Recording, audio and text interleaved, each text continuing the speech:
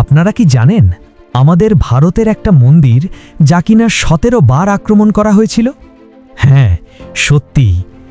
ভারতের গুজরাটে অবস্থিত এই সোমনাথ মন্দির কেবল একটি উপাসনালয় নয়, এটি ভারতের অদম্য সাহসের প্রতীক, যাকে একবার নয় ১৭ বার ধ্বংস করার চেষ্টা করা হয়েছিল, কিন্তু প্রতিবারই এটি ফিনিক্স পাখির মতো জেগে উঠেছে। সবচেয়ে ভয়াবহ আক্রমণটি ছিল ১০২৪ সালে। সুলতান মাহমুদ গজনি থেকে খাইবার পাস পেরিয়ে এখানে আসেন। তার মূল লক্ষ্য ছিল মন্দিরের অবিশ্বাস্য ধন সম্পদ লুট করা। ঐতিহাসিকদের মতে তখন মন্দিরের গর্ভগৃহে থাকা মণিমাণিক্য এবং সোনার পরিমাণ আধুনিক যুগের কয়েক হাজার কোটি টাকার সমান ছিল। মাহমুদ কেবল সম্পদ লুট করেই থামেননি, তিনি মন্দিরের পবিত্র শিবলিঙ্গ ভেঙে চুরমার করে দেন।